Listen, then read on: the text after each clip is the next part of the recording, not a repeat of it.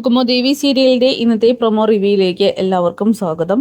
അങ്ങനെ പ്രഭാവതിയാണെങ്കിൽ ദേവികയോടൊക്കെ തന്നെ പൊട്ടിത്തെറിക്കുന്നുണ്ട്. നീ എന്റെ മകനെ മനഃപൂർവ്വം കുരുതിക്ക് കൊടുത്തതാണെന്നും അവനോട് നിനക്ക് യാതൊരുവിധ സ്നേഹമില്ലെന്നും തനിച്ച് ജീവിക്കാനാണ് നിനക്ക് ഇഷ്ടമെന്നും സ്വന്തം ഭർത്താവിനെ കാണാതായിട്ട് പോലും കല്ലുപോലെ നിൽക്കുന്നു എന്നൊക്കെ പറഞ്ഞുകൊണ്ട് കുറ്റപ്പെടുത്തുകയാണ്. ദേവികയ്ക്ക് അതൊന്നും തന്നെ അങ്ങോട്ട് സഹിക്കാൻ പറ്റുന്നില്ല. അവൾ പ്രതികരിക്കുന്നുണ്ട്. സിദ്ധാർത്ഥനാണെങ്കിൽ ഇവരുടെ ഈ ഒരു സംഭാഷണമൊക്കെ കേട്ടുകൊണ്ട് ദേവികയെ ആശ്വസിപ്പിക്കുകയാണ്.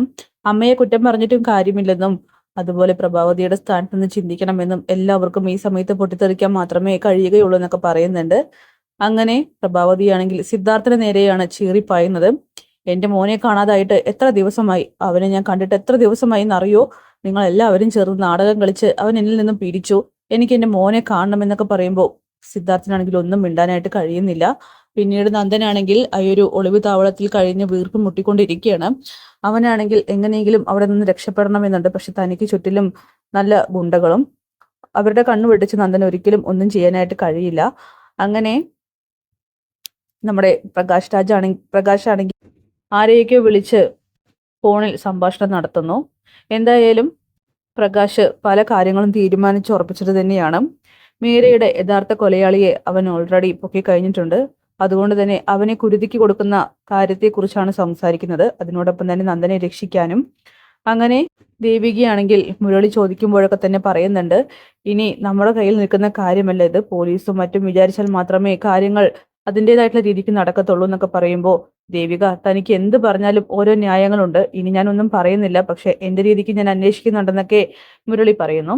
അങ്ങനെ ദേവികയാണെങ്കിൽ ചന്ദ്രത്ത് വീട്ടിലേക്ക് എത്തുന്ന സമയത്ത് പ്രഭാവതിയെ കാണുന്നുണ്ട്. പ്രഭ പറയുകയാണ്, നീ എന്തായാലും MLA അല്ലേ, എന്റെ മോനെ കാണാതെയായിട്ട് കുറെ നാളായില്ലേ, എത്രയും പെട്ടെന്ന് ഒരു പത്രസമ്മേളനം വരുത്തണം എന്നൊക്കെ പറയുമ്പോൾ ഇത് കേട്ട് ദേവികയാണെങ്കിൽ പ്രഭാവതിയെ സമാധാനിപ്പിക്കാനായിട്ട് നോക്കുന്നുണ്ടെങ്കിലും പറ്റില്ല, എനിക്ക് എന്റെ മോനെ തിരിച്ചു കിട്ടിയേ മതിയാകും, അത് ഏതെങ്കിലും വിധേനെ.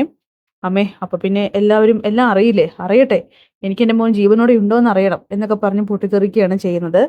പിന്നീട് നന്ദനാണെങ്കിൽ ഭക്ഷണം കഴിക്കില്ല എന്നൊക്കെ പറഞ്ഞ് വാശി പിടിക്കുമ്പോൾ പ്രകാശ് അങ്ങോട്ട് വന്നിട്ട് പറയുന്നുണ്ട്, നന്ദൻ, തന്റെ വിഷമം മനസ്സിലാവുന്നുണ്ട്, പക്ഷെ ഒരൊറ്റ ദിവസം എനിക്ക് വേണ്ടി താൻ തരണം, അതോടുകൂടിയിട്ട് എല്ലാം ക്ലിയർ ആവും, നിനക്ക് നിന്റെ വീട്ടിലേക്ക് പോകാം, നിന്റെ പ്രശ്നങ്ങൾക്കും എൻ്റെ പ്രശ്നങ്ങൾക്കെല്ലാം തന്നെ അവസാനമായിട്ടുള്ളൊരു തീരുമാനം കിട്ടാൻ പോകണമെന്നൊക്കെ പറയുമ്പോൾ ഇത് കേട്ട് നന്ദനും ഒന്നും മനസ്സിലാവുന്നില്ല. അപ്പൊ അതൊക്കെ കാണിച്ചുകൊണ്ടാണ് എപ്പിസോഡ് പ്രൊമോ അവസാനിക്കുന്നത്. കാത്തിരിക്കാം ഇന്നത്തെ കിടിലൻ എപ്പിസോഡിനായിട്ട്. Bye bye.